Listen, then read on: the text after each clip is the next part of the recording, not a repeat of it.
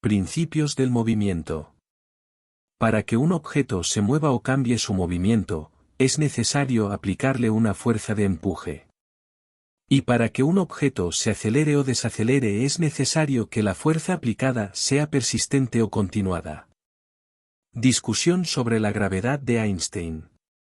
Como aquí se trata de discutir un poco sobre la gravedad de Einstein o deformación del espacio por la acción de la materia, pues vemos que dicho postulado no parece ser correcto, pues se opone entre otros a este principio de movimiento enunciado, ya que no puede haber movimiento sin fuerza que lo produzca, y menos aceleración, que necesita además que la fuerza sea constante o continuada para que verdaderamente pueda arrastrar y acelerar a los objetos, como realmente ocurre con la gravedad. Alrededor de los cuerpos materiales.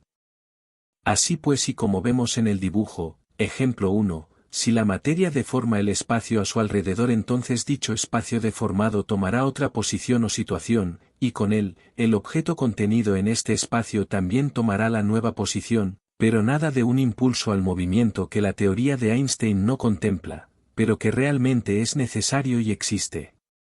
Por otro lado, conocemos la sencilla ley de Newton que nos dice que toda aceleración es causada por una fuerza F igual a m por a, y por tanto solo podrían las masas atraer a otras, si existiera esa fuerza constante y continua que nos dice el principio de movimiento.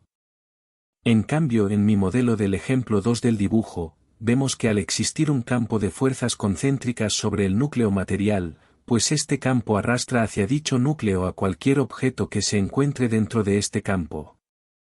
Así, de esta forma, si aplicamos los postulados de gravedad de Einstein, de simple deformación del espacio por la materia, a la manzana de Newton, veríamos que dicha manzana no puede caer del árbol, donde se mantendría ya deformada en su espacio propio también deformado, pero sin embargo la manzana se mueve, cae, y se acelera a través del espacio hasta el suelo, todo ello provocado lógicamente por un campo de fuerzas constante y dirigido hacia el núcleo material o tierra, según hemos visto por este principio de movimiento. Es decir, la gravedad es un campo de fuerzas concéntricas sobre los núcleos materiales. Por otro lado, el campo de fuerzas concéntricas que desarrolla la materia es esencial, puesto que es dicho campo de fuerzas el que realmente agrupa, cohesiona y condensa en materia a la energía cósmica que compone el campo de fuerzas, condensándolo en materia al compactarlo sobre dicho núcleo central.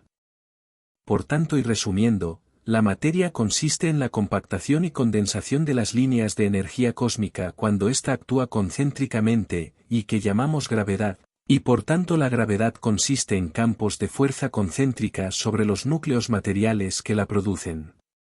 Ver dibujo. Sistemas orbitales. Ahora bien, toda acumulación de materia representa una concentración y aumento de la energía cósmica aquí condensada en materia, sobrepasando claramente la densidad media de energía que el cosmos tiene en su totalidad, cuestión que tiene que ser solucionada hasta conseguir esa energía media,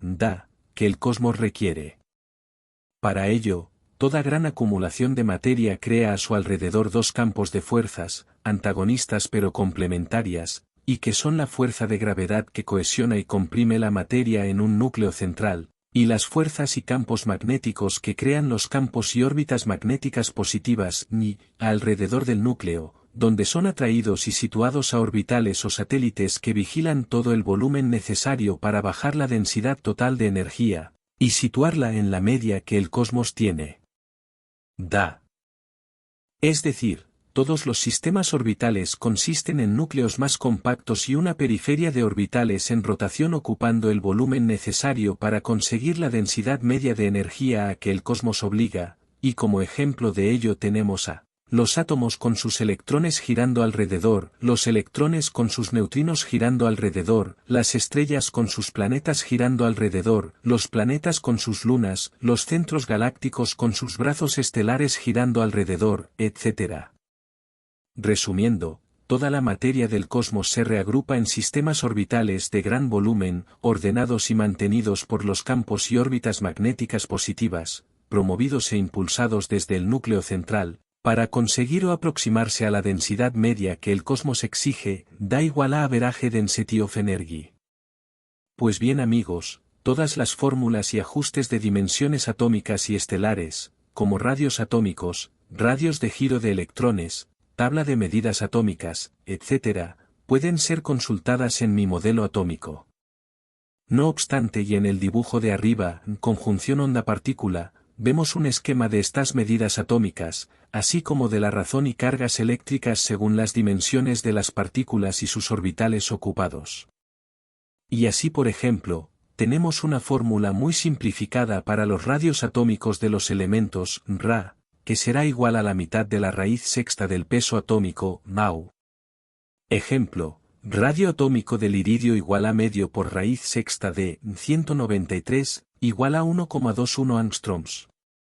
Densidad molecular y densidad interatómica. Llegado este punto debemos diferenciar los conceptos de densidad interatómica y densidad molecular. La densidad interatómica es la densidad de materia que contiene el volumen que ocupa todo un átomo, que entendemos representa una esfera o bolita formada por un centro nuclear o atómico y una periferia de campos gravitatorios y magnéticos donde rotan un determinado número de orbitales o satélites. En cambio, la densidad molecular es la representada por la densidad de un trozo del material a que nos estamos refiriendo, ya constituido por moléculas propias de ese material, como puede ser por ejemplo un trozo de hierro, cuya densidad es aproximadamente 7.87 g/cm3. Y claro, esta densidad molecular depende de muchas circunstancias tales como tipo de formas de las moléculas que componen el material y su estado según temperatura, y así tenemos gases, líquidos, cristales, materiales amorfos, etc. Pero además, y esto es importante para nuestras mediciones y ajustes, también depende del tipo de elemento atómico y su situación de la tabla periódica, pues los laterales o extremos de la tabla periódica por ser muy electropositivos o electronegativos, pues tienen cierta tendencia a repelerse y ser menos densos y más fluidos como materiales, mientras que en el centro de la tabla son bastante neutros y se acercan y compactan más, siendo más densos, cristalinos, compactos, etc., que los anteriores. Por ejemplo, el francio, cesio, yodo, etc., por estar en los extremos de la tabla son mucho menos densos molecularmente que sus centrales en la tabla como paladio, platino, oro, etc., pero sin embargo, la densidad atómica, que depende exclusivamente del ordenamiento interior del átomo, es mayor cuanto mayor sea su peso atómico. Además, los átomos al tener forma de bolita, pues los materiales formados por ellos estarán medio vacíos por propia necesidad geométrica, dibujo. Pensad en una cajita llena de bolitas donde al menos el 50% representa el vacío entre ellas, y así, las densidades interatómicas serán siempre muy superiores a las densidades moleculares, del orden de 2 o 10 veces, o más en los gases. Ahora bien, como lo que nos interesa a nosotros para hallar los radios atómicos o radios de las bolitas que son los átomos, pues lo que usamos es la densidad interatómica, de fórmula I de igual a pi por raíz cuadrada de peso atómico, Mau, de 3 y 14 g/cm3 para el hidrógeno, con lo cual vemos que los radios atómicos dependen solo de la materia y volumen que componen solo la esfera del átomo, condicionada por el potencial de rotación y cohesión de acuerdo con su peso atómico, y cuyos radios atómicos ya hemos dicho se sacan con fórmula simplificada de los volúmenes y densidad de cada tipo de átomos, y que muy simplificada es la anteriormente expuesta. Los radios atómicos de los elementos Ra serán igual a la mitad de la raíz sexta del peso atómico Mau, medidos en angstroms. Bueno amigos, para terminar esta exposición de principios, fórmulas y datos, me gustaría incluir una figura geométrica que el cosmos usa para reunir materia y construir los sistemas orbitales, desde sus inicios con los protosistemas hasta los ya finalizados sistemas orbitales dotados de múltiples satélites que rotan en órbitas estacionarias perfectamente definidas, como son los átomos con sus electrones y estrellas con sus planetas. Me refiero a la espiral cósmica, la cual entre otros determina la situación de orbitales tales como electrones y planetas. La espiral cósmica.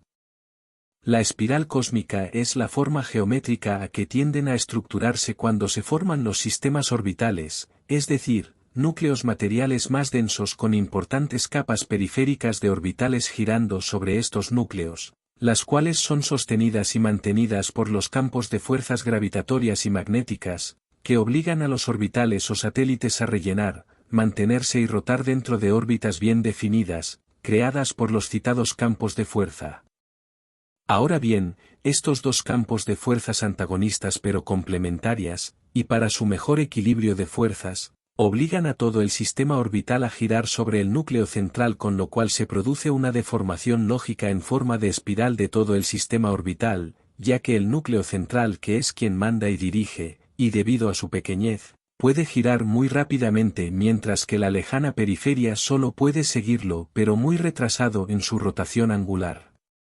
Pues bien, bajo estas circunstancias, todo el sistema orbital queda y rota deformando en espiral sobre el ecuador de giro, lo cual además marca unas distancias de corte radial, en las cuales se sitúan las distancias y órbitas estacionarias a donde los satélites u orbitales son arrastrados y situados por los campos magnéticos del sistema orbital.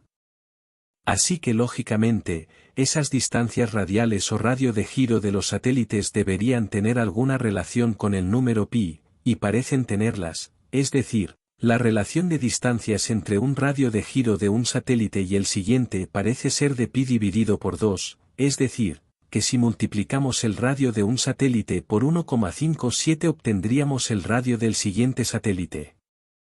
Pues bien, a estas espirales que se forman por la natural rotación y deformación en los sistemas orbitales, es a lo que llamamos espiral cósmica, y que parecen seguir todos estos sistemas orbitales, tales como átomos con sus electrones, estrellas con sus planetas, formación de galaxias, etc.